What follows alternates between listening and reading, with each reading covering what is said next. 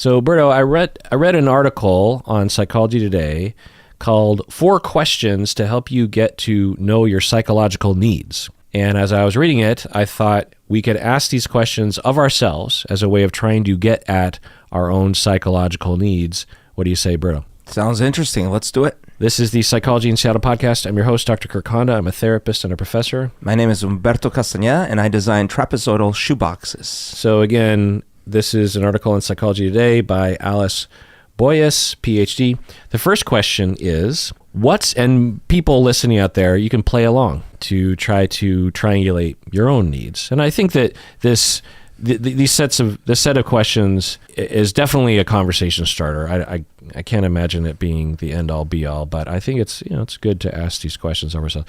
So number 1, Berto, what's the best compliment you received this year and why? So can it be just on the edge of this year, meaning like it happened in December? Yeah, okay. Sure. And by the way, to comment on why this question gets at our own needs, why do you think that is? We look for validation, and also sometimes when we're very little, we want to hear from our parents that we're doing good at things, and then now that we're adults, we want to hear from our peers or other adults that we're doing good at things. Yeah, well, the question, what's the best compliment you've received recently, really highlight, because you might have received hopefully a number of compliments, but the one that was the best. Oh yeah, it might. In all likelihood, it's an area that you care about. Yeah. And it was when you were complimented on it, you felt a need being met in a way that doesn't usually get met, and then you highlighted that compliment as very important. So I don't think that's always the case, but I think it's a good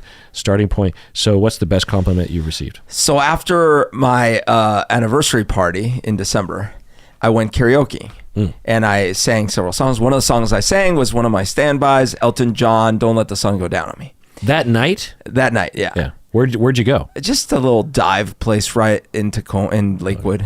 It's like literally a dive bar that you just go and sing. I wasn't invited.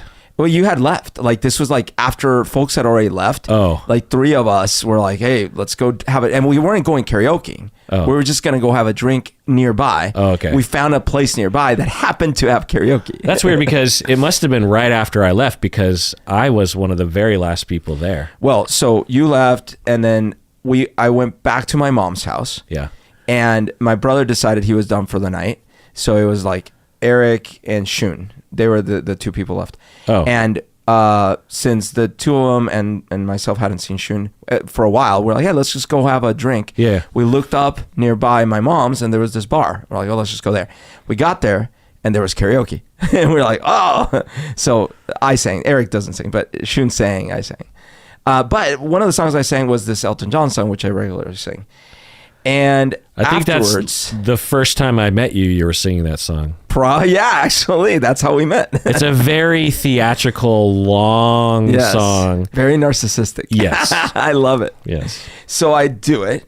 And afterwards, this guy, this older guy, he's probably in his late 50s, something like that, comes up to me and he compliments me. He's like, like I forget exactly, but it's like, wow, you really nailed that. You hit it out of the park, whatever, And he plays in a band. He plays in multiple bands, actually. He plays all around Tacoma and has got shows. He invited me to one of his shows. And I was like so elated about it. I thought it was really cool because I was hearing recognition about singing. And so singing is something I've always loved doing since I was a little baby, and music, which I love. And it was great hearing from a peer musician, let's say, hey, you did a great job at this thing you value.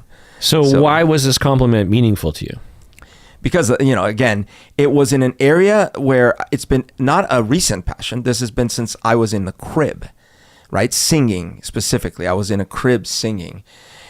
Music in general is one of my passions. It was also not a random person. It was a fellow musician who's actually a singer themselves and sings in bands. So I felt like peer validation, and it wasn't requested. No one told them. So it wasn't someone I know. He didn't have to say anything nice to me. What is the compliment? Is it a compliment on your talent, meaning your just innate ability, or your style, your choices? It validates that I have some worth in this world. Basically it validates that I can, sing, that's something I like doing, and that someone's like, oh, actually, that sounded pretty good. It validates that, it validates like, or it feeds my narcissism a bit, like, hey, this thing that I think I want to be adulated about, someone's adulating me about it. Okay, so what need is underneath that public? Like I said, telling me that I have some worth in this world. That you have worth, meaning that you walk around not necessarily knowing if you have worth. Yeah, like most people, sadly. And your worth vector, or what you commonly will go to with finding out or establishing you have worth, is through being on stage, that kind of thing. That's one of the main ones, yes. Yeah. And since there's another aspect to it, since I haven't been on stage for years now, it also meant a little bit of that. It's like, oh, this podcast doesn't feel like that. It's different. This counts. But it's not singing. I mean, it's a different angle. But your narcissistic needs can be met through the podcast. It does, but usually the audience is invisible when we're talking, right? Whereas this was a direct feedback from an audience member. Huh. Did you hear that, people? They want. Well, no. So when I read very nice comments on the YouTube or whatever from something I said or did or whatever, it feeds my same little Berto pieces, right? Okay. It's like, hey, you're worthwhile. So that the need is worth, not necessarily to be seen as a good singer or an interesting podcaster, but to feel worthy. Yeah. That's the need. Interesting. So going on with more of the questions from this article, was the compliment you received about a quality you highly value? Yes. Yes. Did it give you confidence in yourself? Yes, actually, it definitely did, because the year leading up to me finding out I had thyroid problems, I actually started having trouble where I couldn't sing. And I got really worried. I didn't know why. All of a sudden I'd be... and you literally had surgery that was later. Yeah. Near your larynx, which had the risk of completely cutting your ability to sing completely. Right. But again, even before I even knew that was anything related to thyroid, I was starting to have these problems where I couldn't sing all of a sudden. And I didn't realize that it's because my nerves, the thyroid was pushing against the nerve, and it was affecting that whole area. But all of a sudden I had to go to like a speech therapist and be like, why? Like something weird's happening. And I did some therapy and it kind of got better, but it didn't fully go away. And then I come to find out, like you said, I have to have this surgery that's going to go right there and has as a listed side effect, possible side effect, you might lose your voice. Famous case of Rod Stewart, who had a thyroidectomy and had to have voice rehab because his voice was severely affected afterwards. So I was like, oh no. And then after the surgery, I started taking voice lessons again, which I hadn't in 15 years or something. Now, being able to sing, I can relate to, obviously, and it's a creative expression, it's an emotional expression, but was also your path to worth being threatened? Yeah, well, in the sense that, like I said, dude, when it's something that my mom tells me, hey, you would be standing in your crib before you could even make actual words. So it's a part of your identity. Yeah, it's my identity. It's like who you are. And I have this relationship with the tenuous thread that I had between myself and my mom after she left was musical. Really? She sent me a tape with my 3 favorite songs on it on one side and the Brady Bunch theme on the other side. It was Top of the World, Rocky Mountain High, and Sing. The first and third are Carpenter songs, and then there's Bob Denver. What's his name? John Denver. Thanks. Not Bob Denver. I sang those songs, and every time I sang them, I thought of my mom because we used to sing them together, and blah, blah. And then I remember when I visited her, one of the first times I saw her after she had left, I was, I think, 5 or 4, and it's probably 5. And she gave me Annie, the little Orphan Annie tape, and we listened to it together, and I learned all the songs, and she told me how she had taken me to see the play, but I didn't remember. But then so there's a lot of musical connection, and not just music, singing. And my mom sings in a choir, like for church. A lot of this was tied into both my personality, my trauma, also what I love doing. Mm-hmm. If you ask me, just like when I was a teenager, I loved getting in my car, or my mom's car, and singing in the car and blasting and with friends and, all these things. Yeah. So, yeah, it's a huge part of who I am. Yeah, me too. So therefore, hearing, hey, that thing that's a huge part of who you are, I enjoyed it. And I'm someone who's a peer of you in doing that thing you love that makes you who you are. Yeah. That's valuable. The other question here from the article, did it help you see a way forward with a problem? So not so much a problem. However, I've been jamming every Wednesday with my friend Eric, almost every Wednesday. And I was kind of feeling a little stuck because I had a couple of songs that I had written a long time ago. And when I wrote them, they were a little higher than my range, because sometimes I do that when I'm excited. I'll write something that I can't quite hit, but and I just was like, I don't know if I can sing this. But then I thought, well, why don't I bring him to my after this compliment? I thought, oh, I wonder if because I've been workshopping that song with my voice teacher. So I thought, what if I brought a couple of these songs? You have a current voice teacher? I have a voice teacher. Since I had my operation, I started doing a once a week voice teacher. Wow. Because I needed to recover. Because after the operation, I had to do like actual recovery. I couldn't quite sing very well at first. And so I brought my songs to him and we workshopped them, and like they got better. I'm jealous. I feel like I should get a voice teacher. I had very brief voice training in high school. But you actually were in choir though. Like you learned. Yeah. Yeah. See. And there was a fair amount of technique. Yeah. That was taught. Breathing and other kinds of things. I didn't know any of that stuff. But I've forgotten most of it. Yeah. In fact, just as a side note, I'm getting the band back together. Right. Similar to you, and we're starting to practice. And I noticed that as I'm singing, it's because it's been a while since I've formally sang on stage or into a PA in front of other people. And especially when you're part of a band, like they depend on you to pull your weight. You can't just be in your car, just sort of meekly, like following a tune. Like everyone is, especially the band that I'm in, the Strokes tribute band. They're all really strong musicians. Yeah, they're all really strong musicians, and they show up, they know their stuff, and when they're on stage, they completely nail it, just note for note.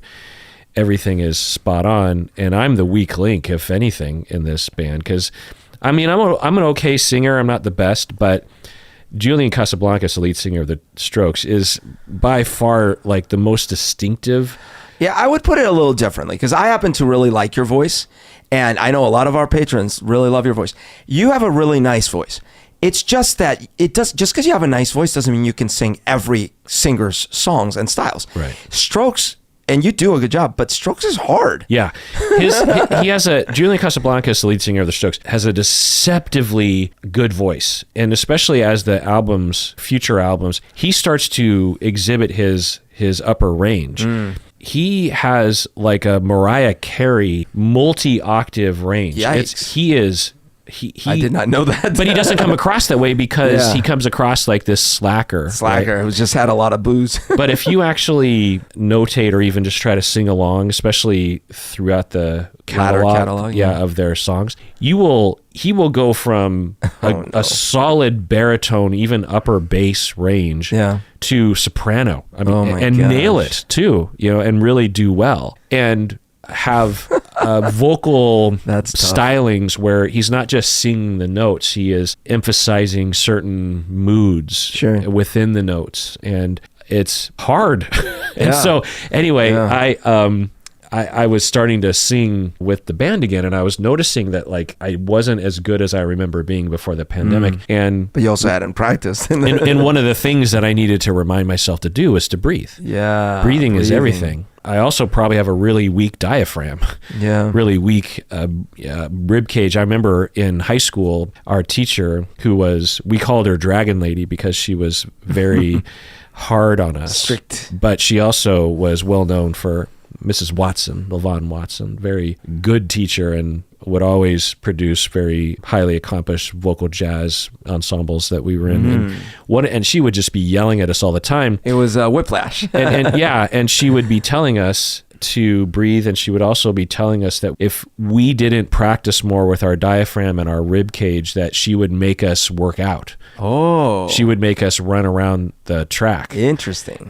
During class. So it was a threat that she never actually followed, or maybe she did once, but her biggest complaint against us was our breathing techniques and our breathing capacity and our breathing force and our breathing control. And so I'm having to relearn that again. Yeah. And so it'd be nice if I had a vocal coach. Anyway. Well, let me know if you need a referral. He's really good. Yeah. Well, but let me answer your question for you, or elaborate on it. Because the question is, did it help you see a way forward with a problem? And for you, you're like, oh, the problem is I am trying to get better, or I'm trying to get more into singing, or I'm underestimating my singing ability, so I want to incorporate some of these harder songs. But underneath that is a problem of worth. And I know you play it off really well because you come across like you're Mr. Confident all the time. But like anyone else, you have vulnerabilities and you have question marks as to your actual worth, the true you, not the person that gives other people pleasure through your creativeness, you know? Right. But there's something very specific here, which is that I've sang this song for years. But recently, I have been bringing Elton John and Billy Joel songs specifically to my teacher, going, hey, I want to get better at these songs. And we worked on them. And I kind of like, my brain was like, I wonder, it's probably not a coincidence that I've been working on these songs with my teacher, and I actually got explicitly good feedback about one of them. And that's where like a little light bulb went on. I was like, why the hell am I not bringing my own songs that I've written I'm struggling? So you had a goal of becoming better. But then underneath, there was a weird thing about like, did I not feel my songs are real songs? Like they can't be worked on? Oh. You see what I'm saying? Like, I can work on these other people's songs because they're real songs, but maybe not my song. My song's just like my songs. That's not a real thing. And there was like, well, why can't I just bring those songs? Yeah. And I did, and I improved on them, which is, it is tied to the worth thing. It's like, well, I don't, my stuff isn't worth it. Do you walk around knowing that you have worth? I mean, I think so, but there's so as you know, there's the outer baritone, there's the middle baritone, and then there's the inner baritone. The outer baritone, absolutely, and I think the middle baritone, yes, but the inner baritone might not know that, you see, or not always, and that's where I think the feelings come in. Mm-hmm. That touched my inner baritone.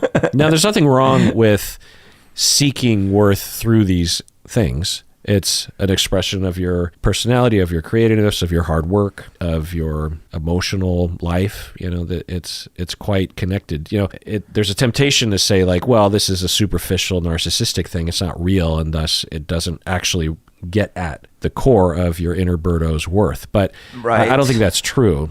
As long as you're doing it, that you have some attention paid to, am I actually going in a direction where I'm answering the question as to whether or not I have worth? Because you can go down a road of narcissism where all you're seeking is other people seeing you as awesome, rather than, there's nothing wrong with depending on other people complimenting you or liking what you're doing, as long as it's also in line with what you want, right? Right. The pitfall of narcissism is you don't even really know what you want, and you're just trying to come across like you're an awesome person. Right. Because it distracts you from facing the fact that you believe you're worthless. Yeah.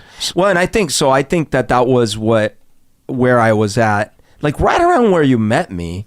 Because what happened is, I'm mentioning the multiple levels of me, right? And that not just me. Can I pause you? So in the movie of your life, there's along this theme, there's you singing Elton John when I met you, literally the moment I met you, and the underlying foundation of you singing that song. And then there's this whole journey, and then it's you singing it the other night.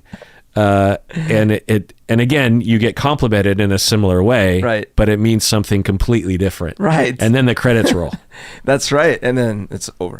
But no, it is true. And here's the difference. Well, what did it mean when? Yeah, what did it mean because when I started my musical journey when I was little, I never saw myself as a musician at all, ever. Like, I liked singing. I would get compliments from people, including my family, and then so you were never in choir or anything? Never in choir. Why? Well, I'll tell you one reason, because one time I tried out for choir and the teacher was like, "Oh no, you're not good at this. Bye." Oh my God. Yeah. But I didn't care. Like, I just liked singing. But I never thought of myself as like, one day I'll be a musician. Not one moment did I. It's so weird because it's so different for me, because I was in band or choir from 5th grade through 12th grade. And same thing with instruments. My cousin was teaching me a little bit on his organ, so I learned like how to play Let It Be when I was like 14 or something. But I never thought, oh, I could do this. That thought never crossed my mind. When I moved here was the first time that thought got put in my mind by my friends who were in a band. Because I meet these people and they're in a band and I'm like, well, I like music. And they're talking about how they need a keyboardist. I'm like, my brother has a keyboard, you know? And so all of a sudden, a little mini light bulb goes off, like, what? Wait a minute. Could I be a musician? Mm-hmm. But then what started developing was that persona, like, oh, I could be a musician. And then the more I learned about music and the more I got into this band thing, I'm like, wait, could I be the next Beatles? I could be the next Beatles. To the point where when I got to college and I roomed with Shun, I literally started thinking of him as John and me as Paul. Yeah. It's like, oh my gosh. Yeah, I had a really similar... We could be the Beatles. Yeah, I had a really similar path in high school. I also... I was in band, I played trumpet, and I also sang in choir. Less so, I was much more of a trumpet person than I was a singer. But I was very similar to you. And then in early high school, I was obsessed with the Beatles and other bands. I would fantasize about being Paul McCartney in the Beatles or something like that. Or I would even fantasize about forming a band with friends of mine who were musicians, but I didn't consider myself a musician. I was like, well, I'll form a band together and I'll just be like, the manager? I was like, I'll be the singer and that'll probably work itself out, right? Like, you know, because I knew one of my best friends was a drummer. Okay. And another one of my really great friends was, he was Chris, the drummer? No, that was a different guy. I mean, he was also another one of my friends that was a drummer. But anyway, and I was already fantasizing about being in a band before I even thought I would be a musician. Then, that's interesting. In mid high school, my girlfriend, she was like this little Barbra Streisand, and absolutely forced me and coerced me into singing a duet with her at a talent show. Because I'm like, I'm not a singer. I don't know why you're asking, but she's like, but it'll be really romantic and beautiful. And she was older. She was a couple years older, and it was her last talent show, and she wanted to go out with a bang. And in fact, she was the MC for the entire talent show. She loved being on stage. I hated being on stage. I was absolutely terrified. I sing, and it didn't go terribly. And it was at that moment I was like, oh, actually, maybe I could be that. And then there were other musicians, Huber being one of them, that were also playing in the talent show. And I was like, hey, let's form a band. Yeah, I actually just got other guys in the talent show. And then the guitarist, bassist, he didn't have a guitar. He needed an acoustic guitar with a mic in it because we were going to start recording or something. So we were at an Army surplus store in Redmond, and there was for $100 on the wall. They were selling a really crappy Mateo, which no one even knows that brand, acoustic guitar with a mic on the inside where you could just plug it in with a battery. And so I bought it for the band. I bought it for him because as a singer, I didn't have to buy any equipment. You know, the drummer had to spend all the money on the drums. The guitarist and the bassist, they had their amps and their guitars and everything. And I'm like, well, I can contribute. I'll spend $100 from my savings to buy this guitar, but it's for the guitarist. But I'm like, well, if I bought it, I'm going to bring it home. So I started bringing it home, and I just started futzing around with it. And then one thing led to another, and I was immediately writing music on this guitar. That's interesting. Even though I didn't know how to play, and no one had ever taught me how to write music. You just had a natural knack. I just had and you had absorbed something from your choir.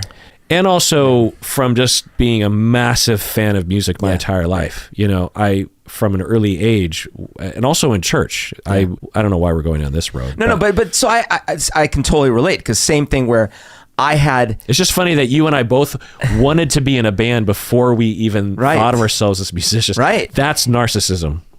Sure.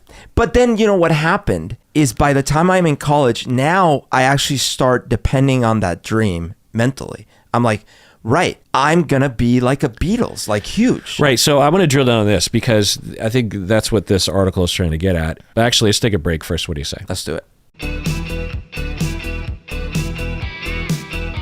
All right. We're back from the break. So the question I have for you is, at that moment, and maybe for the next 10 years, we can assume that there was a part of your motivation to be in a band or your dreams of being the next Beatles was in line with what you can currently identify with, which is the expression of your creativity, which everyone can agree that that is an important need that we have. For a lot of people have a need to create, a need to participate in that. And also, you could argue that there's a pseudo-spiritualness to musicians and performing together or playing together.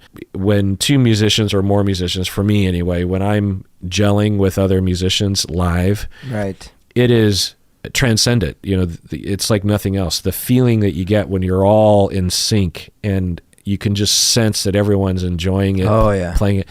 It's euphoric, and there's really nothing else like it. It really is, yes. And so we don't have to pathologize it. It's just a good thing that we can hold up and say it's worth it. That part, totally agree with. And the question I have is, going back to when you were at that stage of your life for the next 10 years, say your 20s and early 30s, was there also a part of you that was in a fool's errand searching for worth? Do I matter in the world, by overshooting the creativity, by needing to become super famous and super powerful? So yes, all of the above, but that's what I'm getting at, is that no one, I like I said, if you had asked me at like 12, like, what do you want to do? None of it would have included music. I would have talked about neuroscience. I would have talked about computers. I would have talked about a lot of things.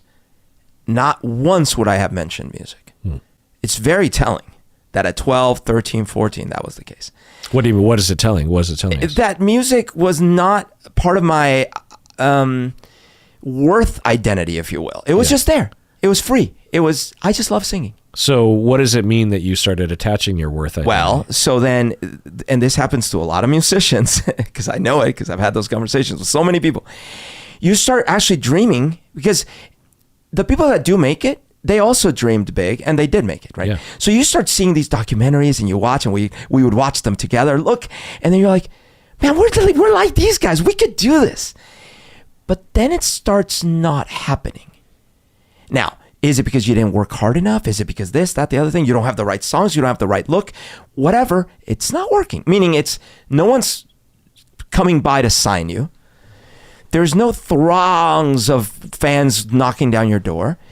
And so, not explicitly, but inside your head, you start asking your question, hey, is it because I suck? Is it because I'm not worth it? Is it because As a human being? As a human being? I mean, right? is that what you're saying? Yeah. But again, none of these thoughts ever go through your head explicitly, but it's there. And so over the years, I think what starts happening is you're like, wait a minute, is no one going to validate me here? Am I actually not worth it? Am I actually this bad? Is it really...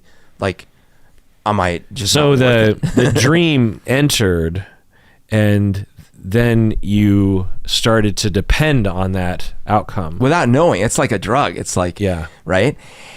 And a compounding problem is that I have more than one dream at the time. I'm actually, if you had asked me in college, are you trying to become a professional musician? I would have said, well, no. I'm a computer guy, but at the same time, like, the truth is, I have this dream. I want to make these boxes for tennis shoes. Were there times in your life when you felt less self-worth and thus more neediness to be seen or complimented for your music? I'm sure, yeah. Because that would be what this series of questions is trying to get at. Yeah, but because it's interesting that just the questions around, like, what's the best compliment you received, how this, recently, how this mushrooms into this much bigger conversation, which is the point of this. Right. Well, and I had a lot of weird setbacks around this. For example, I'm in high school practicing. Now I am in a band, and I'm practicing on my piano, and I'm singing. And my mom yells from the top of the stairs, "Stop that infernal racket." Yeah. I had an almost identical experience when I was a kid. But for someone who has attached meaning to music with my mom, right? And all of a sudden the thing that's connected to that is telling me that it's an infernal racket. Yeah. Again, I didn't think about it explicitly at that time, but it must have wounded me. Yeah. And then time goes on, and there were a few times where someone told me I wasn't good, or that didn't sound good, or whatever, right? And that would have chipped away at me, you know? That plus the fact that I wasn't becoming the Beatles. So then what I think is that when you fast forward to now that I am not actually as wounded and I have more tools and all these things, and I have been putting work towards something, but still, when I hear this compliment, I'm like, thank you. Like, yeah, I needed that. Yeah, maybe a remnant of that need, but also just a normal need to be recognized. Right.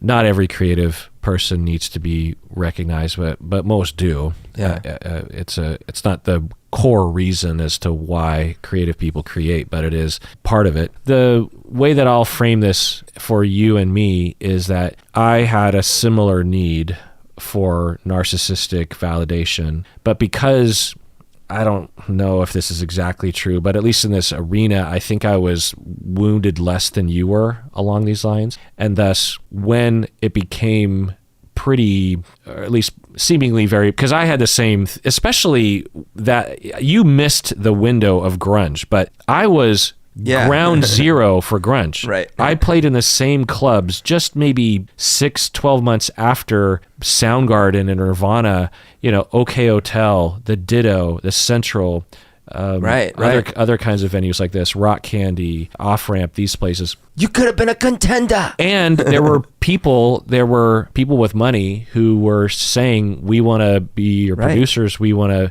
hitch our wagon to you, and because you guys are awesome, you guys are the next Smashing Pumpkins, or you're the next whatever. And it was seemingly possible. There were people that were even paying for us to go to the studio because we couldn't afford to go to the studio. It was very expensive, and it was it seemed like a possibility, and we worked really hard at it. Yeah. And we were young, and we were, we had all the bells and the whistles and the outfits and all that kind of stuff. And I mean, I wasn't putting all my eggs in that basket. I was all along always going to school and working on a career, and eventually decided to become a therapist all along these lines. But, there's always this possibility. It's like maybe, but at a certain point, it started to seem less and less likely as I was maybe 23, 24, 25-ish. And that started, I don't know if it was explicit, but I started to wonder, well, maybe this will never happen. And I had to reckon with that. And then I fairly quickly adjusted to the fact that it would never happen. And I was okay with that.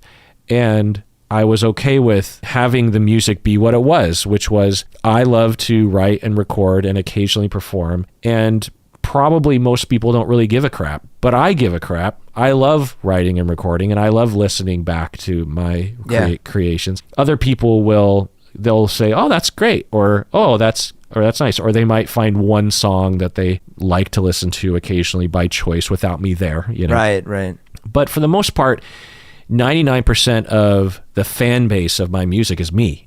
Yeah.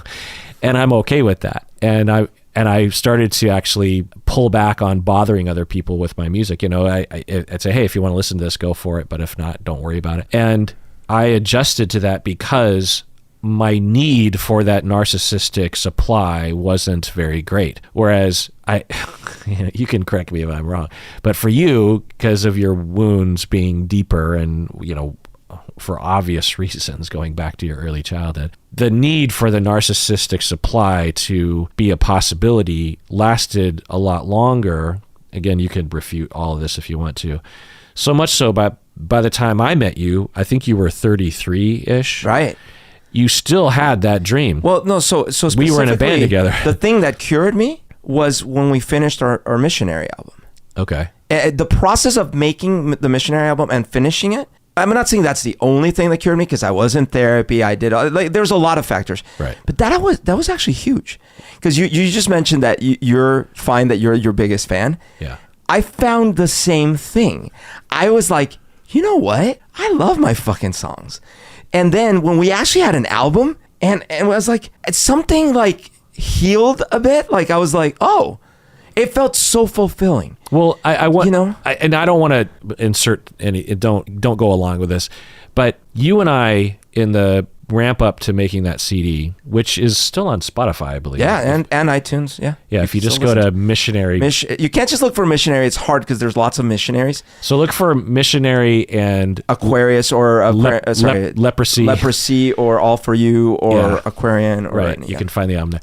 And Berto and I each wrote, we would alternate writing songs and singing the songs that we had written, and worked very much with each other and worked really hard together, also with the musicians in our band. We rehearsed a lot and we worked a lot on our stage show. But for me, I had given up long ago on quote unquote making it. I wanted to become successful in that band, but I had no aspiration and maybe really no desire. Well, when you met me though, and I was with Shun, we both were rekindling that last hope that we would. And I remember being at odds with the two of you. Right. I mean, there was a part of me that was like, yeah, let's try it. Let's give it our college try. Yeah, let's see how far we can take this. We would have band meetings and talk about how we would market our band, like the outfits we would wear and our logos and artwork and everything. And I was totally on board with all that stuff and considered it fun. But sometimes the energy between the two of you, it was like life or death. Right. Well, and trust me, between the two of us, one of us, it was even. But you're right. So everything you've observed is accurate. I went through phases. But my point is that I wonder if I rubbed off on you during the making, because the Missionary album, you and I were equals and we were highly collaborating and involved with each other. And at no point would I have been talking about making it or anything. Nope. And so I was wondering, and again, you can refute this, 100%. that it would influence you. 100%. Like I would credit you with 100% of that experience. First of all, I would not have finished an album without you, A. B, the approach to the album was, sure, be perfectionist about getting the tracks right, but not about like, are we going to be appealing to the masses? None of that Just bullshit. make it something that we want to listen to. We wanted it. Yeah. And that was, so Whitney Houston, greatest love of all, that's what I found. I found through that process and then getting that result that to this day, when I pop that in and I hear those songs, I'm like happy. And I think I need one fan, and that's me. Yeah. Now, I'm not super happy with my. Yeah, that's fine. With but my you're not songs, like wounded by it. You're just no. Listen, but the problem. I is just want to be clear that. But most of my creations I cringe at. I had been through these waves through college and then after college where I would abandon music for a while because it wasn't happening, and then I get busy with other stuff. My shoebox business was taking off, and then all of a sudden a new renaissance would happen. So then I'm like, I would talk to someone like, you're learning drumming? You want to start a band? Sure. And then so we start the original Missionary. Yeah. And I'm like, maybe this will happen. Well, that's what it was like when I met you. You were singing the Elton John song, and I wasn't in a band and hadn't been in a while. I had always been writing and recording casually. Right. But at that point, I was kind of in a low point of activity. When I met you and we had a couple drinks, and you and Shun were like, oh, you sang that song really well, and then at some point you guys were like looking for a keyboardist. Yeah, well, because we were both on a rebound as well. Yeah, because that first incarnation of Missionary flamed out. And I was wounded again because I wouldn't say I was kicked out, but I was all but kicked out, and I left. And I was like, oh man, this sucks. And then I stopped for a while. Why did they kick you out again? Well, like I said, they did not kick me out, to be fair. I left because I was getting some very harsh criticism and feedback from one of the people. Yeah. And I was like, I don't want to deal with this. They didn't like the style. I was out. Well, she didn't like the style. It was weirder than that. Someone else that was in the industry had given feedback to her that I was karaoke at best. By the way, that person was right, but what do you mean? At the time, I was karaoke at best. Well, it was singing. What does that mean? Meaning I needed a lot of growth. No. But listen, I'm being realistic. But it doesn't matter. Art is art, man. Art is art. But listen, the important thing is that when you're in a band together, you're family. Yeah. And there's ways to approach things. Yes. All right. So I felt like I didn't need to be there. So I left. And they went on, they renamed the band. They went on with another thing. And I went on. And to be clear to listeners, from my memory of the story that you said, that you told me before, they were mean and harsh and not considerate of your feelings, very discounting. It wasn't like, hey, can you work on this issue? Because I feel if you work on this, it could be... To be fair to them, I bet you they would characterize it as I had a huge chip on my shoulder. And as soon as they brought up these problems, I just left. Oh, really? But to be fair to me, the approach that was followed was really hurtful. Yeah. I am not still holding on to any grudges. I think it was fine. We had fun while it lasted. I have fond memories and a tattoo. I can't believe this whole episode is just you and me talking about music and our bands. But so I'm in this band with you and Shun. The two of you are seemingly totally in the mindset of, we're going to be gigantic. We're going to be the next, for Shun, it would be, we're going to be the next Oasis. Yes. And for you, you're like, at least Blur. You're like, we're going to be the next, I don't know what you would have thought. Like a Radiohead or something. Yeah. And I'm like, no, we're not. But I never said anything. Sure. And I didn't think we weren't talented. I just thought there's just really no chance. One, because there's no chance, and two, we've kind of aged out of that. We're in our 30s. It's not likely to happen. It could happen, but anyway. It culminated. You were open to the possibilities, but you weren't counting on it. No, and I wasn't thinking it would happen. And I saw the energy from you, and I wanted to sort of draft on that energy because it was fun. It's fun to think about bands and do marketing photos. And the shows were fun. Yeah, and I thought we gelled well together and everything. But anyway, it culminated in you and Shun being totally on board with this, hiring a consultant to make us into pop stars. And it was sold to me that, because you met him, this consultant, you said to me, he's like, yeah, he worked with one of those bands, the White Tees, or what was that band in the Plain White Tees, Plain White Tees, yeah.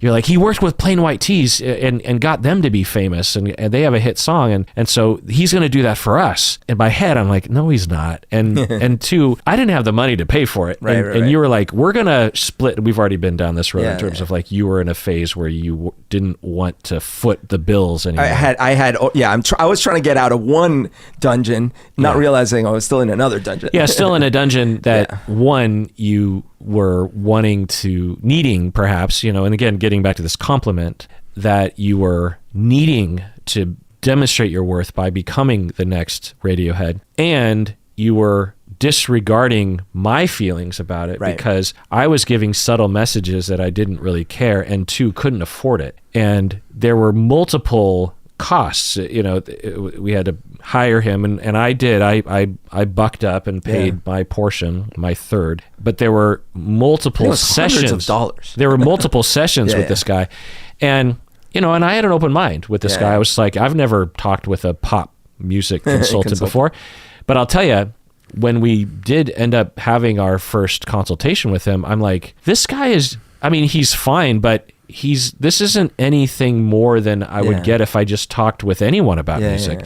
And I don't know if I've talked about this before, but the journey. Yeah. Okay, I've talked. But I want to say it again, which is his assignment to us was, his homework for us was to identify a pop song that we liked, and we would analyze it in this consultation meeting as to what made it a transcendent top 10 hit, And then we would learn from why that song made it and try to incorporate those lessons to our own songwriting. Yeah.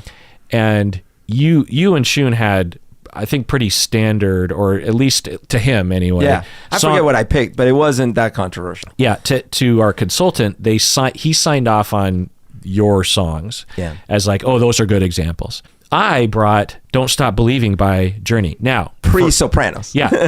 And pre-Glee.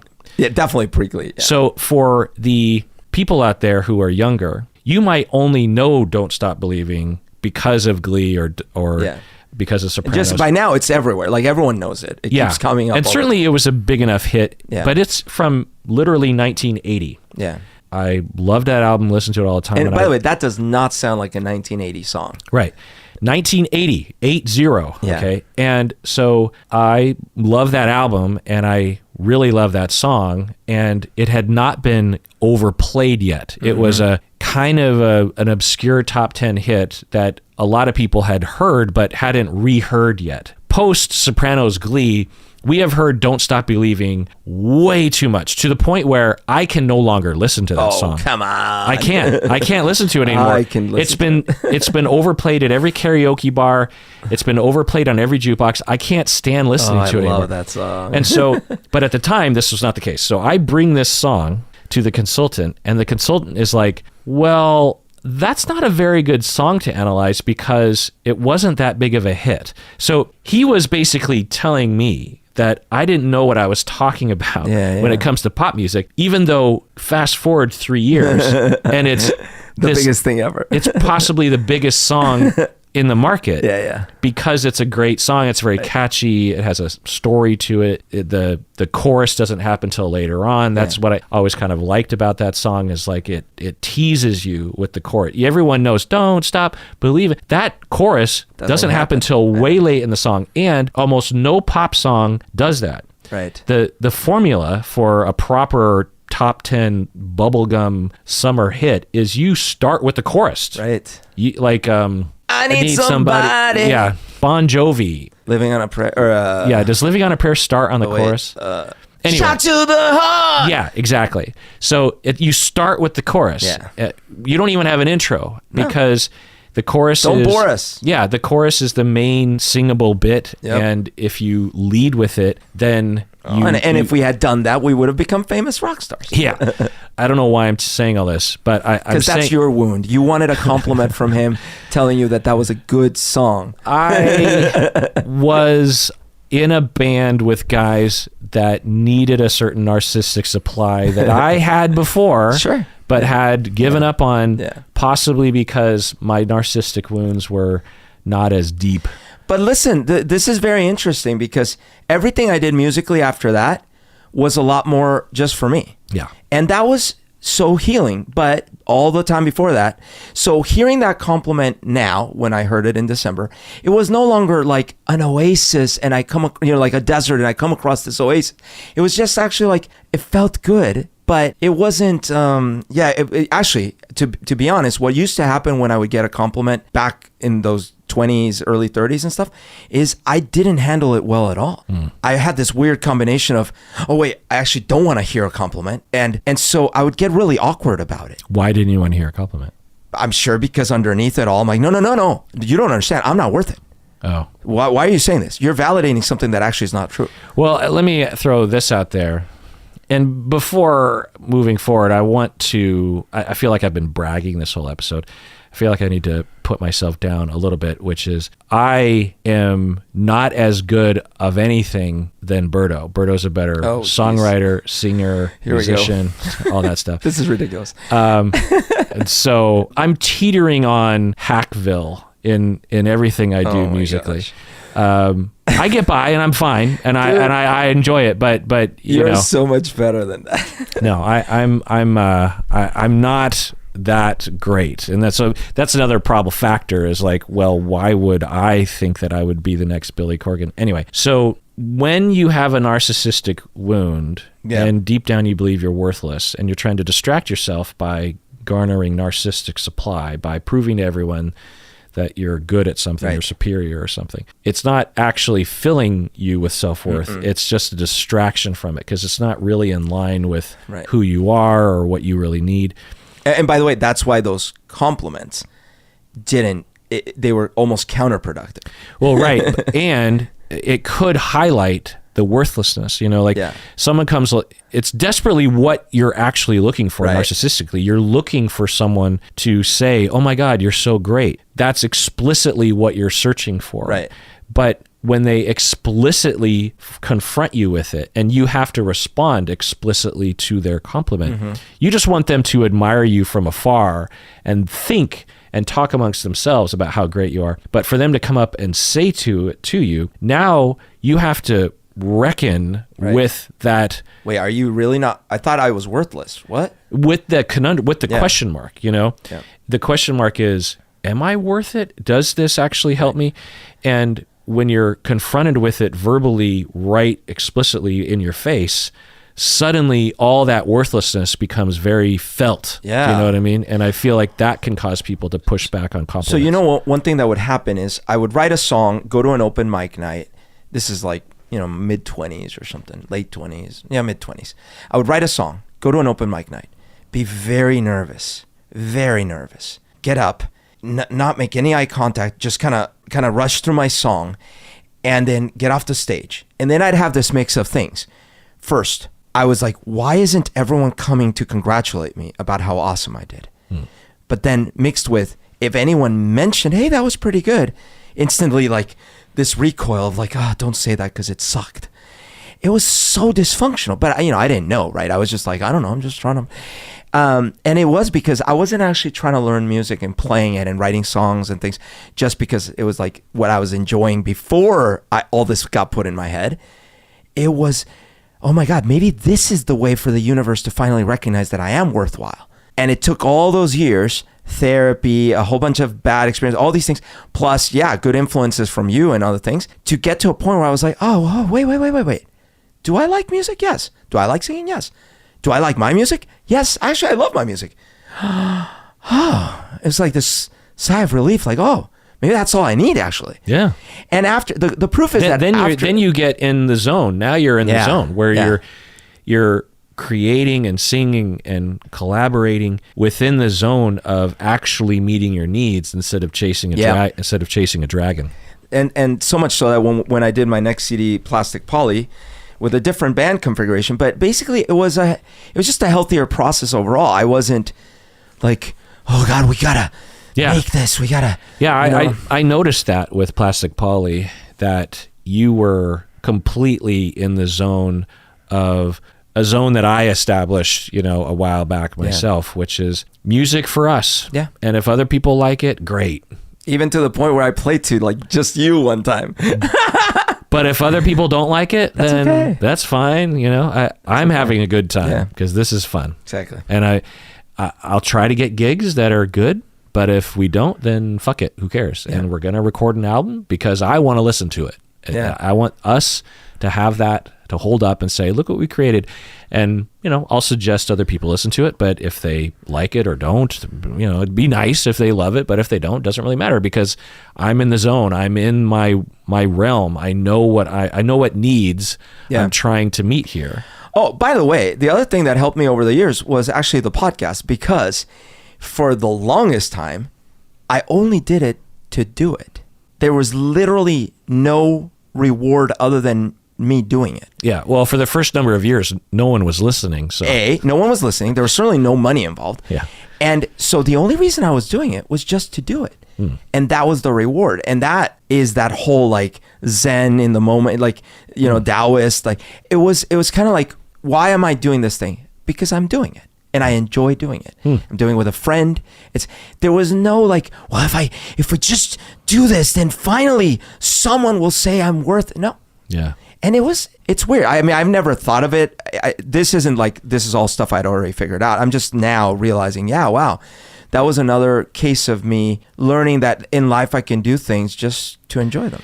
Yeah. And not to tie it back to this, but if people are thinking this, I suppose it's important to say, which is that one could argue that when you free yourself from the desperation of trying to be appealing or liked, you're probably more likable. Yeah. With the podcast, I had never really drawn this connection until you just did, that when I started the podcast in 2008, I had already experienced 15 years of being a creative person without any need or hopes of ever it being big or important or well-liked or famous or lucrative or anything. With musicianship, it was at best breaking even and probably losing money on all the equipment. And right. Occasionally we'd get paid a little bit of money here and there, which was always nice, but it didn't offset the expenses and the time at the very least. And so when I started the podcast, it was a similar mindset of, I just want to do this. I have an itch to create this thing. It's a challenge. It's fun. I get to hang out with my friend. I get to learn things. There's a little bit of audience interaction. It's fun. Like, whoa, 15 people listen to us on YouTube. Like, that's a huge deal. When you first start, like, people will hire me sometimes as a consultant for their startup podcasts. They will talk in a way that reminds me of the way it felt for me when I was starting out, because they'll spend months and months planning and developing and getting everything together. And finally they make an episode and they upload it, and they're just refreshing the browser, click. Like how many people, and then they get, say, 30 downloads and they're ecstatic. Yeah. Now on a podcast, that's 30 strangers that just it's 30 strangers that, like that's more people than I play to a lot. Right. That's a big deal. 30 people. It's a big deal. And so I remember how that felt when we were starting out. It all becomes kind of relative over time, which is kind of a bummer, right? At some point, it's like, well, 30, whatever. I need 100. You get to 100. Yeah. Oh, and then 100. That's small potatoes. It's, other people have much more, and you're always striving. And maybe at a certain point, kind of plateau. I feel like I'm at that point where I definitely feel the group of people that are listening and don't want or need it to get bigger. Anyway, so it's, I get that feeling. And I was like that when I started the podcast. I had no aspiration of anyone caring. I had no aspiration of anyone listening, but we had a great time. Yep. And over time, years, you could argue 5-6 years, we honed our skill and our voice and our shtick and our topics and the format. Like, it was this freedom to just create for creation's sake. Right. And to experiment, and for you and I to develop chemistry, and for me to learn more, frankly, and know what to say and better equipment and everything. And by the time it was about time to actually start, quote unquote, making it. And I remember saying this, I was like, I'll go on Patreon, and it'd be great if, I don't know, 10 people become patrons. That'd be actual income. That's crazy. That'd be crazy. It'd be amazing. 10 people paying you money. But I remember saying to myself, if no one signs up, I just love doing this podcast. Right. I'll be doing this podcast maybe for the rest of my life because I just enjoy doing it. It's fun and interesting, and I learn things, I experience things, I get to express myself in a certain way, and I like it. So if I never make any money, it's great. And imagine if from the beginning I was desperately trying to make money and desperately trying to get big numbers like PewDiePie or other podcasts, Adam Carolla podcast, This American Life. Whether you're successful or not, it's a completely different thing. It might have changed my vibe and might have made me not as good of a content provider, and would have demoralized me, and I would have dropped out a lot sooner. I gotta say, like, look, I don't want to make it sound like the only way you can become famous or whatever is by stopping caring. Because actually, many people are desperate and care and make it. Right. The flip side is also true. I don't want to make it sound like if you do a certain formula, that's how you get big. Right. But what I will say this is that, and again, it sounds very Eastern philosophy, but like, it's the Matrix. It's there will be a point that you realize there is no spoon. Mm-hmm. And that point only comes through things like self-introspection, therapy, really like experiencing things the wrong way and going like, because for me, it was the no spoon moment was really when I heard and I saw that finished product and I was proud of it. I was like, oh, I could have been making this for myself the whole time. Right. So the spoon is chasing the fame and the ultra success. How do I bend this spoon? I gotta get fans. And the thing is, whenever I would play with any of those previous bands, of course I was also because I was learning, but it wasn't just that. I was so stressed and so like in my head, and so my spoon moment for me, I saw someone else seeing that the spoon wasn't there. I have a friend who has a cousin who was in a successful British band, and they were touring, and they came to Seattle, and I talked with them. They had a hit song at the time. The band was called Reef, I believe. They were a one-hit wonder. They had a top 10 college hit, and it was, in all respects, they had made it. They were on regular MTV rotation. They were touring. They were signed. They were given money just to be themselves, to be the They band. were worth it. And they had made it. Right. And at this point, I would have been maybe 23, 24. They were living the dream. And I talked to the lead singer. And I asked him, I was like, you have made it. My God, like, what's it like? Tell me. Mm-hmm. Long story short, he told me a life that sounded absolutely miserable to me. Oh, wow. And also, he basically was saying, there's a chance that we won't get signed again for another year. Yeah. Because unless we have another hit, which isn't extremely likely, given the way the market works, then we're on our asses next year. And yeah, we made some money, but not money to retire on by any means. You know, we've made, in fact, a lot of the money that is it's coming just paying in back the record. is paying back the contract, paying back all the marketing and the recording and everything. So we're not getting that much of that money. And so he was telling me all this stuff, and he was even telling me about being on the road, and that sounded miserable to me.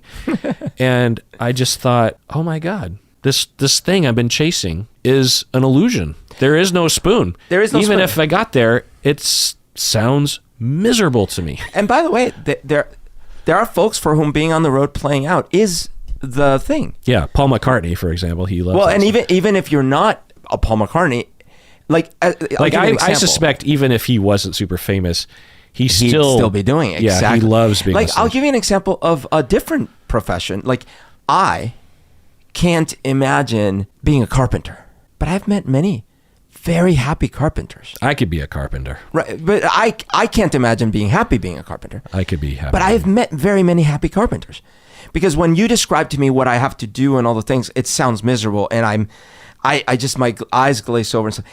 But when I have my conversation with someone about, like, well, let me tell you about making shoeboxes, is the same reaction from them. So it's not the thing that you're doing, it's whether or not it's giving you that fulfillment. In our case, we get fulfillment from doing things that are creative, and especially if it involves friendship and stuff. And that is enough. That is the thing. Yeah, that's great. I think there's a lot of wisdom to that, of living in the moment, really appreciating the journey and not the destination. Yeah. All right, let's take a break, and we get back. Let's finish this thing off. What do you say, Berto? Let's do it. All right, Berto, we're back from the break. Let's do an OPP. What do you say? OPP. So these people became patrons in 2020 and have stayed patrons What ever a year. since. We have upper tier annual patron Ventricular. Whoa. We have from God knows where. We have Amanda, annual upper tier patron from Maryland. We have Ivy from God knows where. Courtney from Los Angeles. Anastasia from Great Britain. Fernando from Phoenix, Arizona. Barbara from God knows where. Songa from God knows where. Allison, upper tier annual patron from Colorado. Nice. Helena from Denmark, I believe. We have Brave Soul from God knows where. Josh from Great Britain. We have upper tier patron Allie from God knows where. JS from God knows where. Emma from Detroit. Kate from Austin. Zelfie, upper tier patron Zelfie from Staten Island, New York. Ah, nice. Antoinette from Toronto. Jason from Cupertino, California, which I only know. Do they work in a garage? From the font Cupertino, right? Samantha from God knows where. Paige from New York. Amy from Indianapolis. Colleen from Spring Valley, California. Vanessa from God knows where. Steve from British Columbia. Ooh, I love these. Maruna, annual upper tier patron Maruna from Norway. Ah. Oh, and Steve and Vanessa were also upper tier Always patrons. wanted to visit Norway. I have seen the most beautiful photos from Norway. Yeah. As a Swedish person myself, I have a need for speed to get to Sweden. Okay, so I would just want to race through because, it's getting late, Berto, so I just wanted to Let's do it. Answer it. It's cutting into our age time. Yeah, our age of empires. So for me, the best compliment I've received recently is that a listener actually recently told me that they knew that I was a good person on the inside. I can't remember what the context was, but maybe it was even in the context of them criticizing me, and they were giving me feedback, and they knew me well enough to know, like, look, I want to be clear. I know you care about people. I know you're a good person, and I know you consider other people's feelings usually, so I'm not saying anything about you as a human being. And you did something that bothered me or something. And you took it as a great compliment because you fooled them. Yeah. But it's an important compliment because, and so to go down these questions, why was compliment meaningful to me? Well, it's because some people don't believe this about me. To the effect, Berto, so before us right here, I framed a letter that I got from the Department of Health. So let me read this letter. So this is someone that thought that I was not a good person. Okay. So Department of Health. This might have been from me, actually. Dear Kirk Honda, the disciplinary authority for your marriage and family therapist license credential. So I'm licensed through the state of Washington. So the disciplining authority for your marriage and family therapist license credential has received and reviewed a report alleging you committed unprofessional conduct. Yikes. So just chiming in here, any professional that's licensed, medical or mental health wise, can be complained against. You can complain to the Department of Health in their state, and the Department of Health will investigate it, will look into it. And if it's found that you did something unethical, then you can be sanctioned in some ways. You can be fined or forced to go back to school, or even stripped of your license completely, maybe even prosecuted if there's a crime. So someone complained against me, and I have never had this happen before, and have always figured eventually it will. Because that's odd that it hadn't happened. I know, it is kind of odd, because most, if not all, public figures who are clinicians eventually have this happen. So that's why I framed this, because I feel like it's a rite of passage. But just going on with the letter here. The report was closed without an investigation or disciplinary action. What? This report will not appear on your provider credential search webpage because no action was taken against your credential. The report is releasable, so they're basically saying you can get it because it's public information. So I actually had to apply and pay a fee and I don't know what's going to, I haven't received the report. So that they'll, but to put this in context, because I've been a part of these investigations, essentially someone, and my guess is that it happened during the Johnny Depp Amber Heard trial, because there were a lot of people who were against me. There were mobs of people on Reddit who were organizing, hundreds of people, Berto. Oh my God. Who were organizing against me. That is frightening. Which is just weird, because when you consider what I was saying during the trial, if you disagreed with me, fine. Yeah. But to want to destroy my life, and just think about what these people, when they actually, it's one thing to mob up on the internet. It's another thing to actually make a complaint. Now, I don't know. Now, maybe there was a valid reason as to why someone made the complaint. I haven't seen the complaint yet. I have a hard time believing that it has any merit, especially because the Department of Health, they didn't even look into it, because the way they worded it, the report was closed without an investigation. Yeah. So they didn't even investigate it because on its face, it must have been, because it was so horrible. It must have been unfounded. It must have just been like, there's no basis even for us to waste time investigating this. Now, I don't know what it was, and we'll find out. But imagine someone taking action against me and knowing that my license can be stripped from me, and thus I can no longer see my clients. Right, because of your opinions about something. Because I was speculating. And highly caveating anything I was saying. Everything during the trial, I said, I do not know what really happened, but it kind of looks like this might have happened. But I don't know, maybe this other thing happened. I said that annoyingly the entire time. That was because that's how I think. Like, no offense, I like this about you, and I think most people that listen to podcasts love it about you, but you are not what I would call a controversial, outspoken figure. No. Especially compared to the rest of the internet around the trial. I was really trying to play it safe, not because I was trying to play it safe, but because I am extremely skeptical of any conclusion based off of extremely limited information, especially in a trial where everyone is biased clearly towards a particular argument. There was really only one person that I could really trust, and that was their couple therapist, who was on both of their sides, so to speak, or none of their sides. Everyone else was an employee of one or the other, or had allegiances to one or the other, and they all could have been telling the truth. Anyway, point is that I'm guessing someone complained at that point. So because of what I said in the trial, and all those caveats and all those question marks around everything I was saying, I was like, I don't know, who knows what happened. Someone wanted me to be unable to treat clients and for all my clients to be immediately terminated with me. That's what they were wanting. I don't know what they were wanting, but in all I saw mobs of people talk. So when someone compliments me, even amongst a criticism, and says, I know you're a good person and I know you care about people and I respect you as a content provider, that is a big deal to me. Yeah, that's huge. That's why a compliment like that is meaningful to me, because there are people out there who do not believe that, and that is devastating to me. I to think that anyone would think that about me, that they would think I deserve to have my license taken away from me, it's devastating to me. I can understand that. So the other question was the compliment you received about a quality you value. Yeah. Considerateness and respectability and ethical decision making. And your inner self, like basically it speaks to the core, like, cause it is so interesting in this world. We can disagree, we can all these things, but at the end of the day, there's got to be that inner core. And if someone doesn't trust that inner core, that's a problem. Yeah.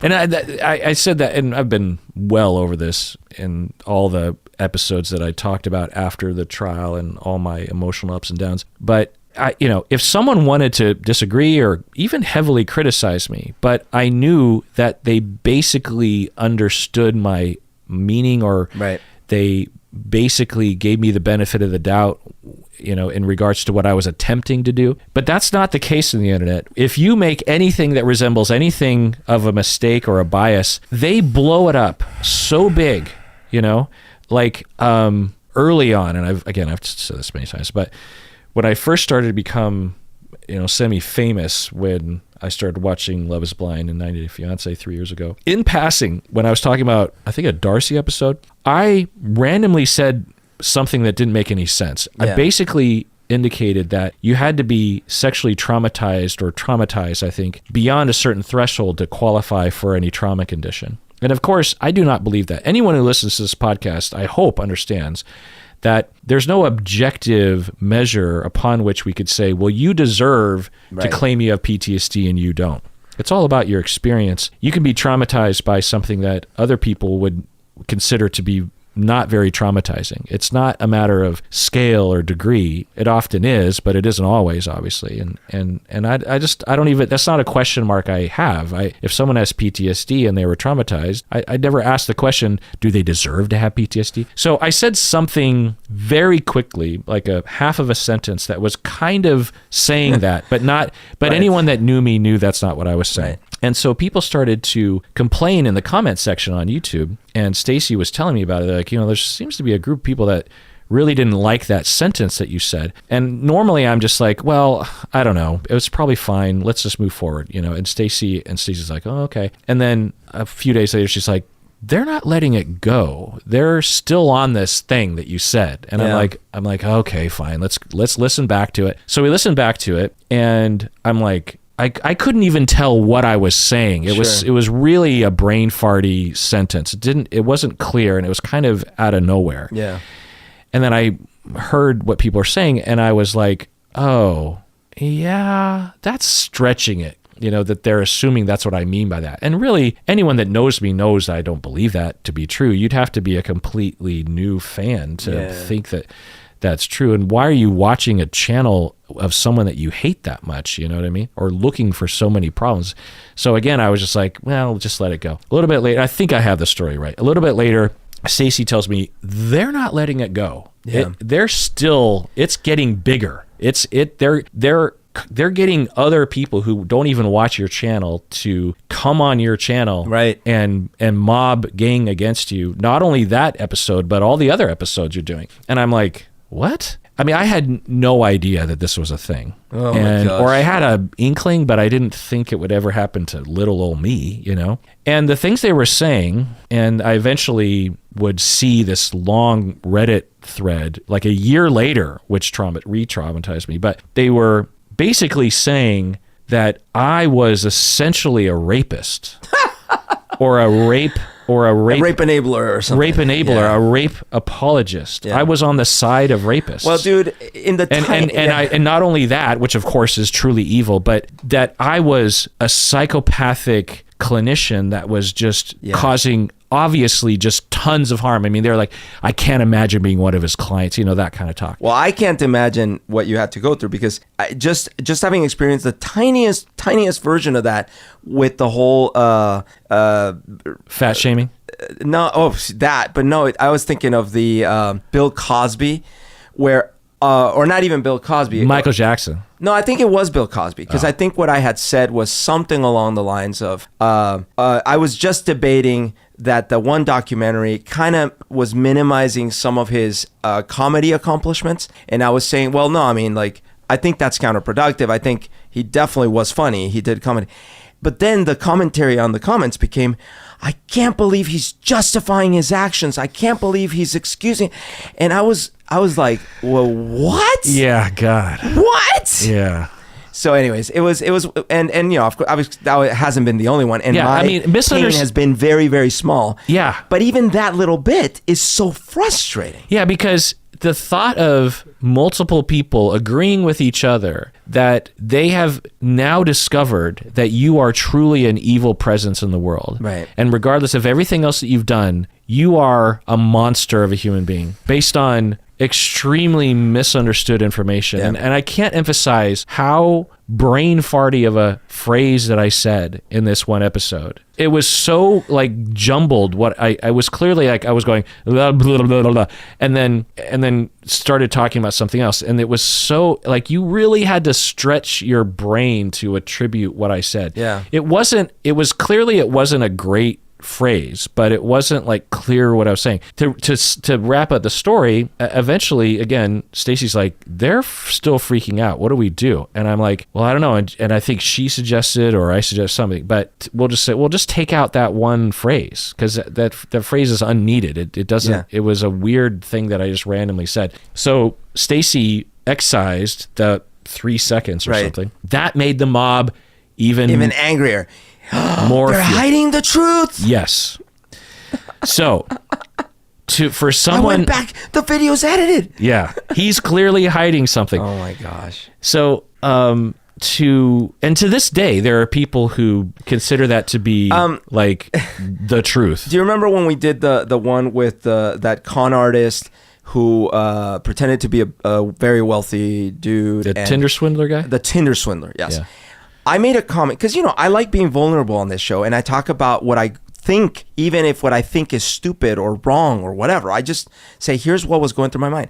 And one of the things I was talking about in the early part of the episode is how when I was watching the show, I had these feelings of jealousy in my mind, going, well, if she's going on Tinder and the options are billionaires who can fly her around the world, I was in my mind, I was thinking, well, that's not fair. Yeah. Well, okay. So then the comments were like, I can't believe he thinks that people need to blah, blah. Even for myself, when I heard you going down that road, I was like, ugh, Berto, like, that's not a good look. I mean, it wasn't cancelable, and people were taking it way too far, obviously. But I do remember going, if I'm sort of looking sideways at what Berto's saying right now, I'm sure the listeners will too. But yeah, to take it way beyond and to, but actually, from my perspective, it's like, but there's a way to pretend like our brains are always nice and clean, and we only think the best thoughts and everything. Right, exactly. And it's a good point that you're making. You're just like, look, as a podcaster, I made a choice to benefit the listeners by being real. And some of that's going to involve me disclosing things that I'm not exactly proud of. And so that was one of those moments. That's what you're saying. Yeah. Well, basically, I'm like, listen, I'm just telling you what is going through my head. That the fact is that, and maybe I'm in the 0.1% of men that would feel this way, but I'm thinking, if I were in the dating pool and I look around and like, I'm one of 10 people and 9 of them are billionaires who can fly people around the world, I would feel like, oh crap. Now, is that right? Should that make me feel not worthy? No, of course not. Yeah. But that's what would go through my head. Yeah.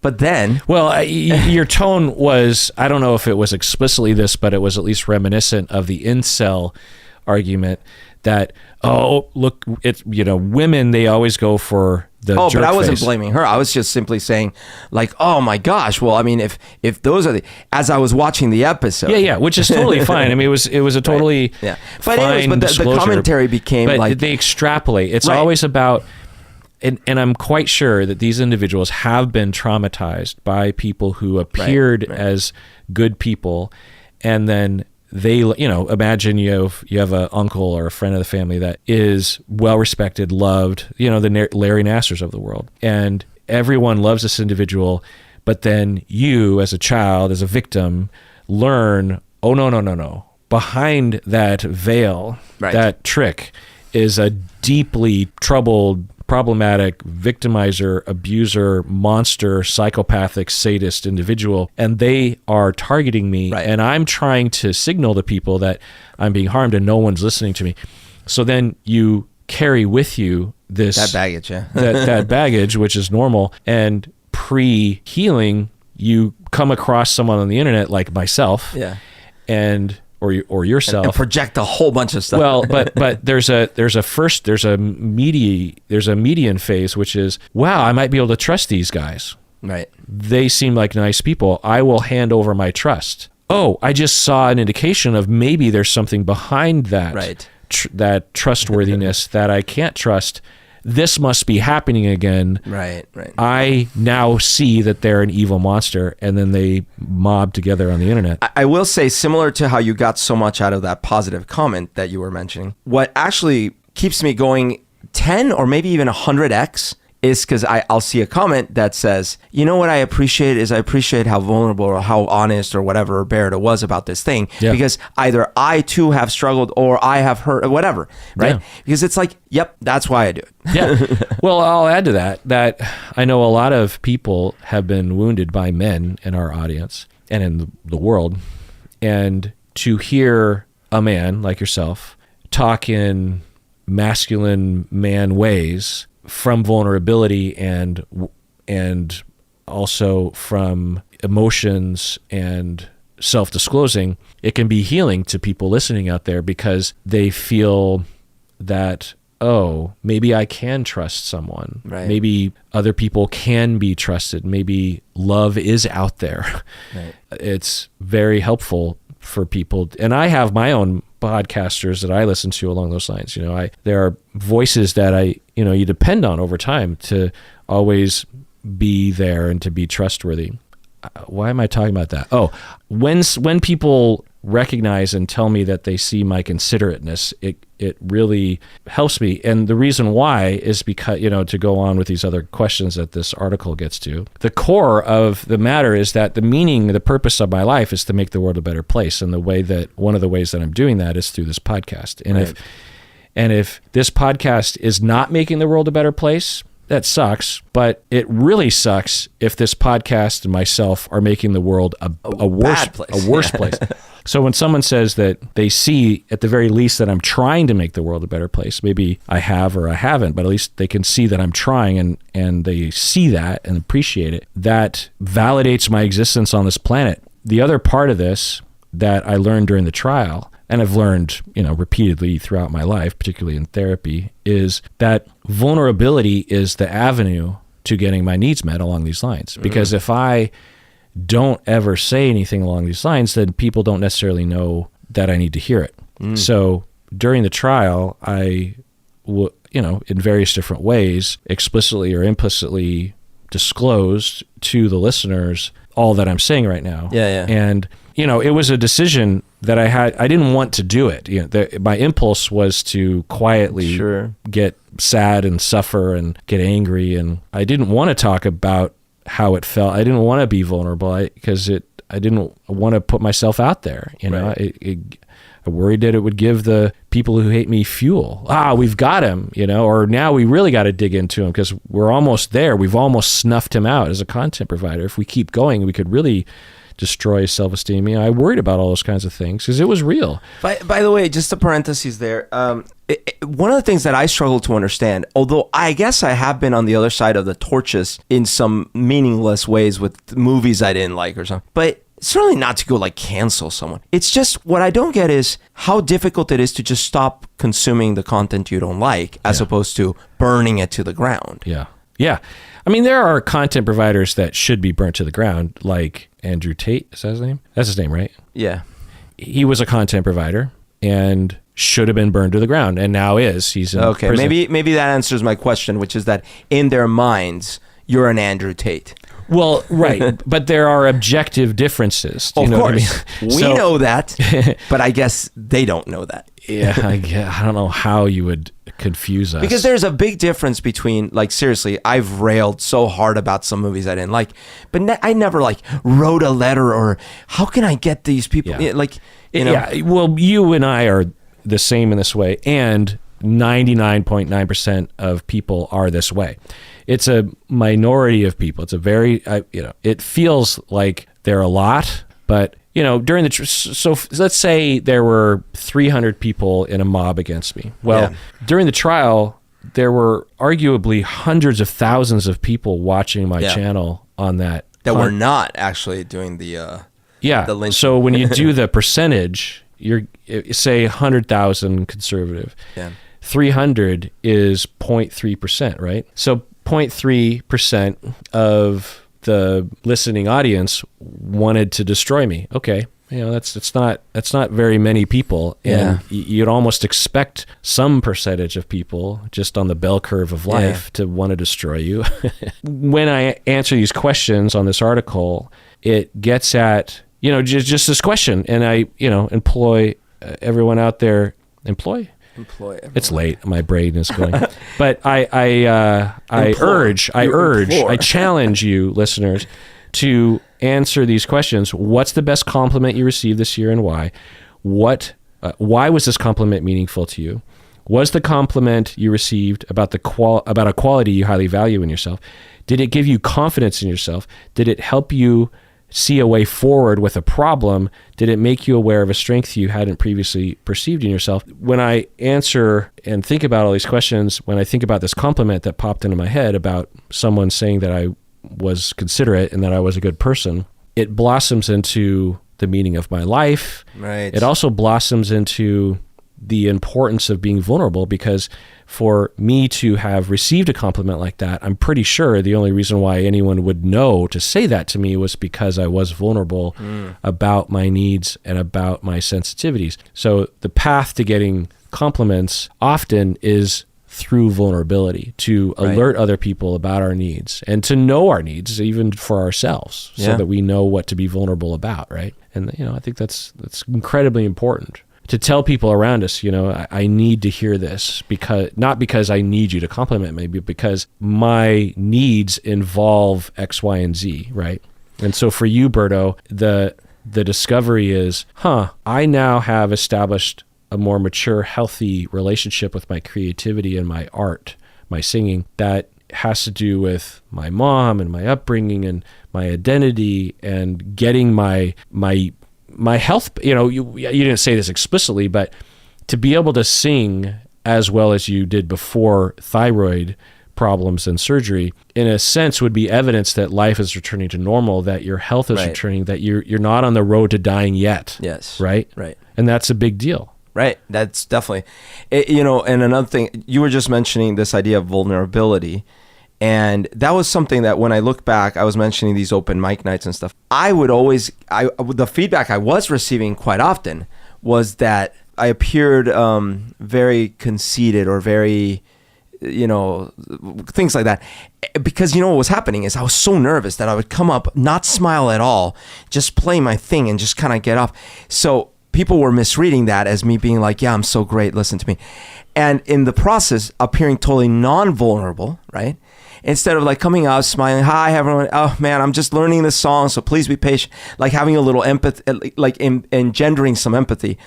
And then I might have heard afterwards more positive feedback but of course I'm not blaming old Berto because he was just nervous and stuff. I'm just saying that's an interesting thing, because of not projecting that vulnerability, no one knew that I needed anything. They just like, oh, this guy, he thinks he's the world. Right. So imagine if you had gone on stage and had gone through a lot of therapy and a lot of self-awareness, and you walk up on stage and you're just like, hey, everyone, I'm terrified right now.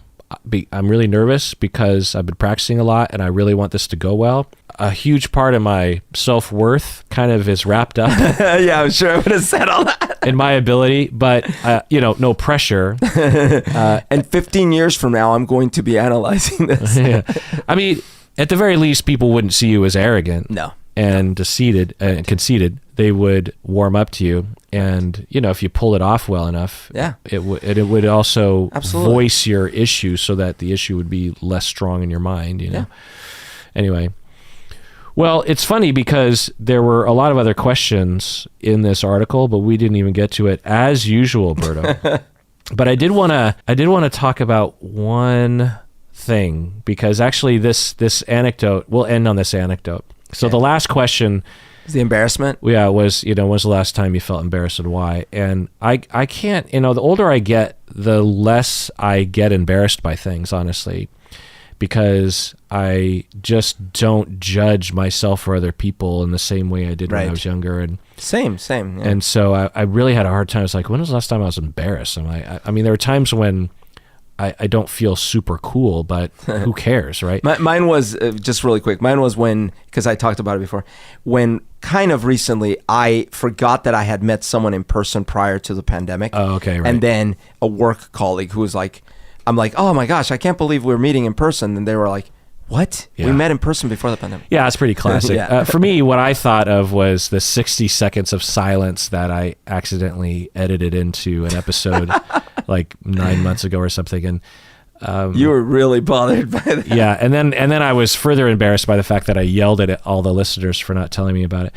Yes, that was so awkward. But this story has been kind of re-emerging in my brain. I don't know why this last month, and I had an urge to find a way to talk about it on the podcast, because I don't know, it's just because you want to yell at people again. No, it's just one of those moments that I forgot about, and I find so, I don't know, kind of poignant in my life. But okay, so rewind the clock back to 1994 maybe. I'm 23 years old, and I'm at a party with all my friends, and house party.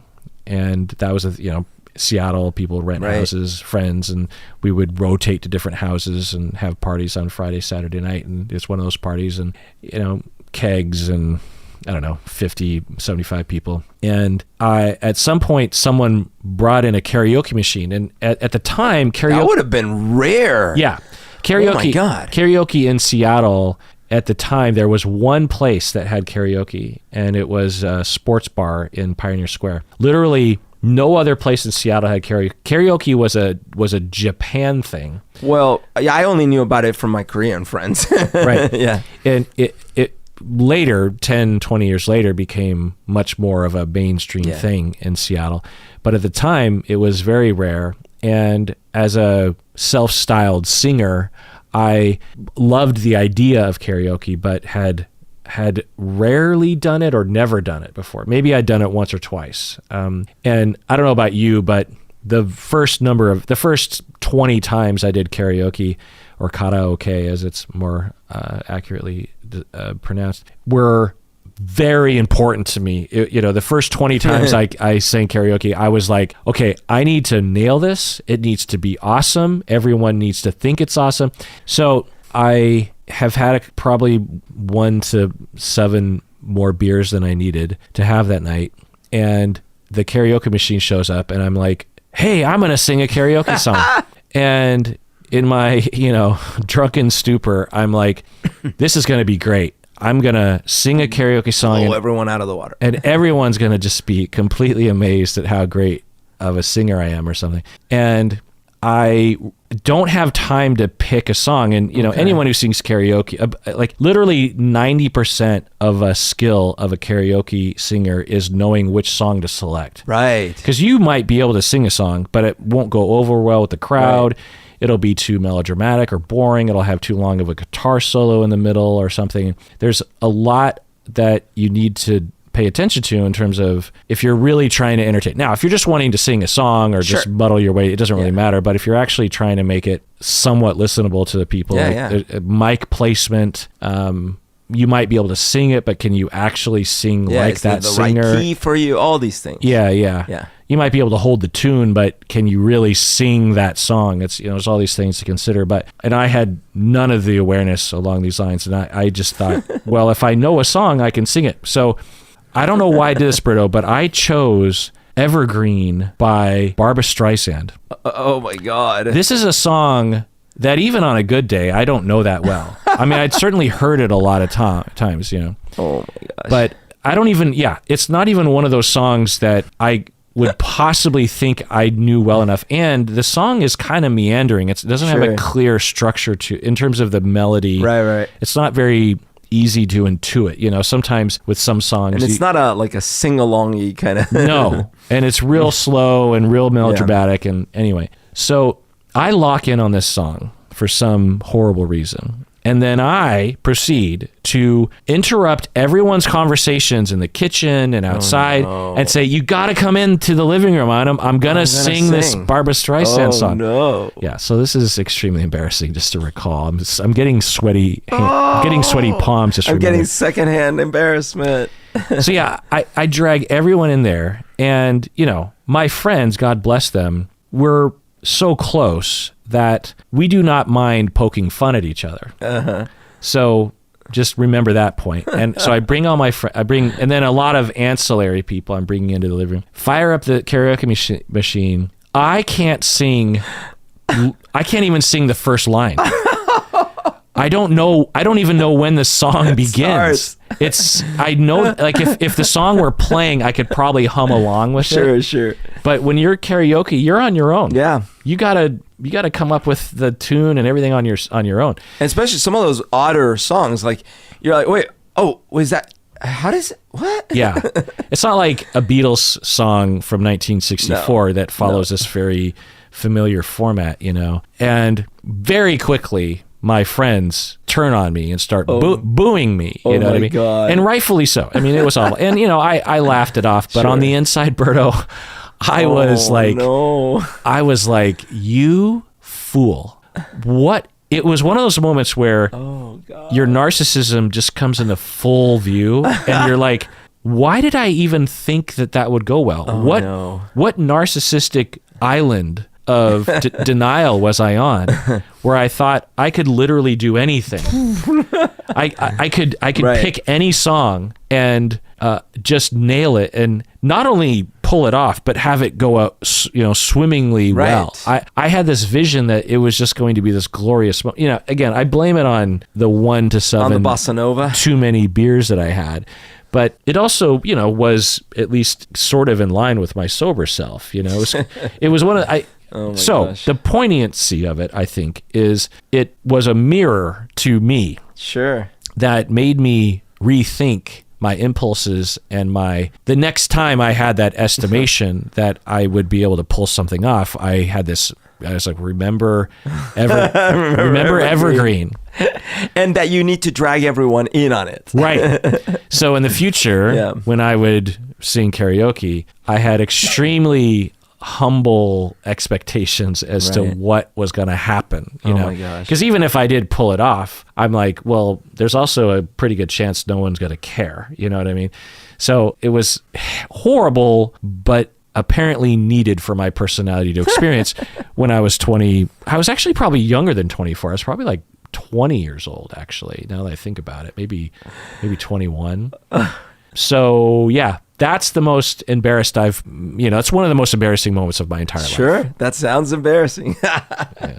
All right, well, that does it for that episode, Berto, in which we talk about compliments, and I hope y'all can think about it for yourself, because we're trying to get to our needs, because when we understand our needs, then we understand how to meet our needs, and do that and take care of yourself, because you deserve it.